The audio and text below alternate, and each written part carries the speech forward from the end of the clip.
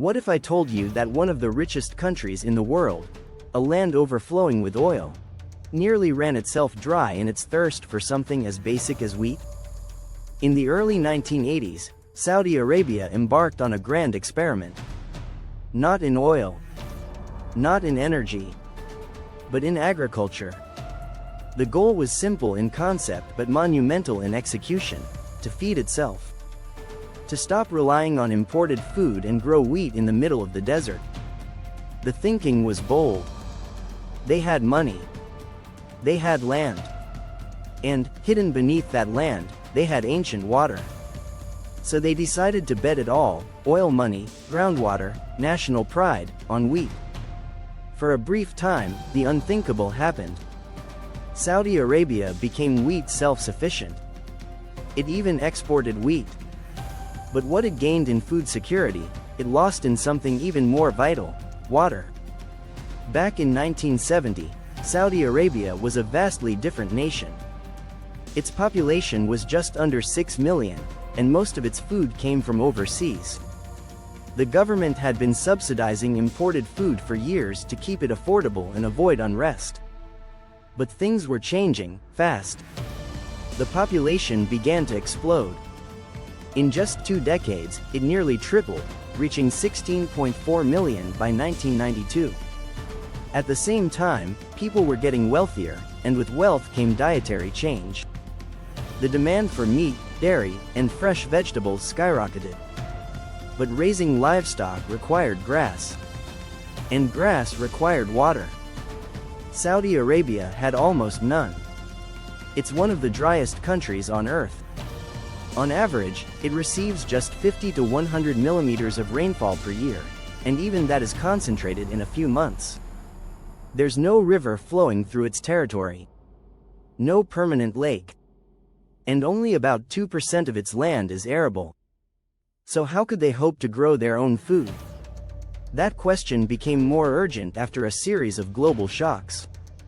In 1972, a food crisis swept through much of the world as prices for wheat, corn, and rice soared, some by more than 90%.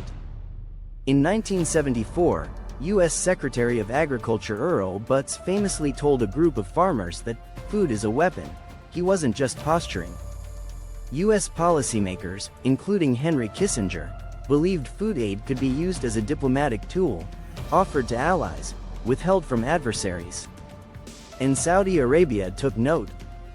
The same way oil had become a strategic weapon, food could be one too. But unlike oil, Saudi Arabia didn't control it. Instead, it was at the mercy of the global market.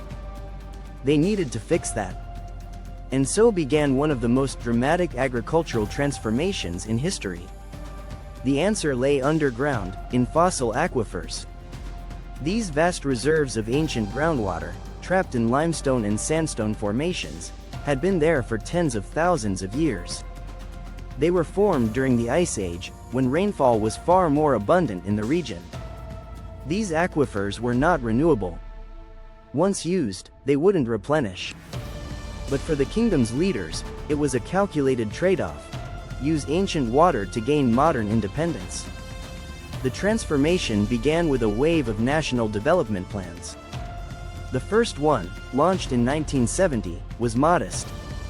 But after the oil boom of the early 1970s, Saudi Arabia suddenly had enormous wealth at its disposal.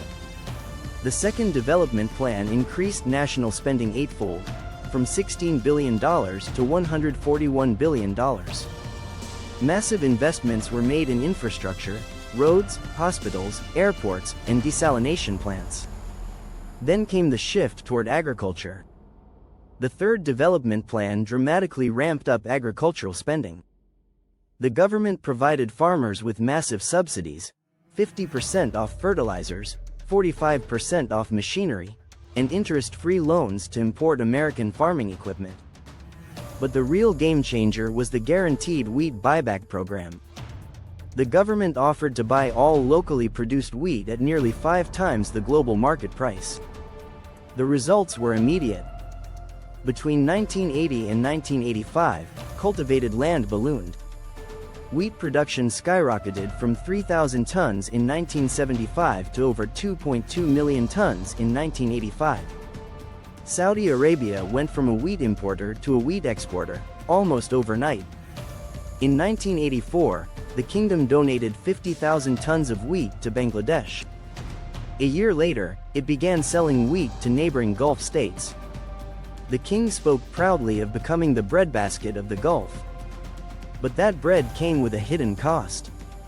To grow wheat in the desert, Saudi Arabia installed over 12,000 center pivot irrigation systems. These circular sprinkler systems, visible from space, each covered 200 acres and used up to 1,200 gallons of water per minute. In 1980, Saudi farms used 1.8 billion cubic meters of water. By 1985, that figure had jumped to 7.4 billion. By 1991, it reached 23 billion, over 50 times the amount of oil the country extracted that same year. And nearly half of all that water was going just to wheat. It wasn't just water that was being spent. Between 1980 and 1984 alone, the government invested over $18 billion into agriculture. And despite the booming yields, agriculture still made up just 2% of Saudi Arabia's non-oil GDP. Economically, it made little sense to spend $5 growing wheat that could be imported for $1. But to the government, this wasn't about profit. It was about sovereignty. Still, cracks in the strategy began to show. The program created winners, but mostly among the wealthy. Many of the largest farms were owned by foreign companies or well-connected elites. Half of the country's wheat production came from just 1% of farms. And some of the wheat being sold to the government wasn't even grown in Saudi Arabia. Fraudsters were importing cheap foreign wheat and passing it off as local to collect the subsidies. Meanwhile, traditional Saudi farmers struggled. There was little investment in technology transfer or training. Despite the enormous investments, the kingdom wasn't building a robust, self-reliant farming class. And the environmental toll was becoming severe. By the mid-90s, the kingdom's aquifers were visibly depleted. Some estimates suggest that by 1996, Saudi Arabia had used up nearly half of its known groundwater reserves. As water tables dropped, wells had to be drilled deeper. In some areas, the remaining groundwater became saltier, requiring expensive filtration. In others, land began to sink as water was extracted, causing structural instability and threatening long-term viability. Policymakers could no longer ignore the writing on the wall. In 1994, the government slashed the guaranteed wheat price and delayed payments by up to 3 years. Diesel prices were tripled, making water extraction more expensive. Wheat production began to collapse. From 4.1 million tons in 1992, output dropped to just 1.6 million tons by 1995.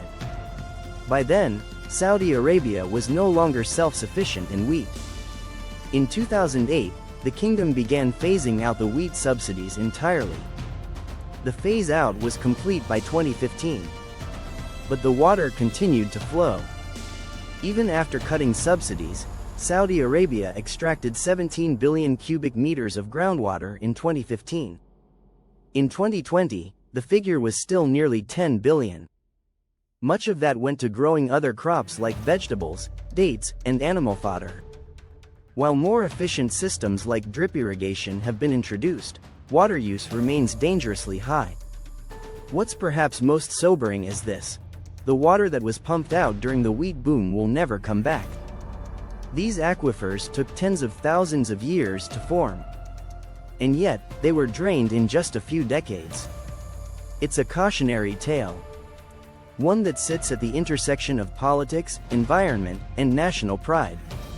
Saudi Arabia proved that even the most inhospitable land can be made to bloom, with enough money, technology, and determination. But it also showed the dangers of ignoring natural limits. Today, the kingdom continues to walk a tightrope.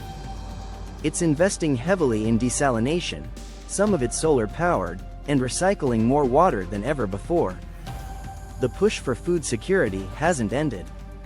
But the approach has shifted from volume to efficiency, from expansion to sustainability.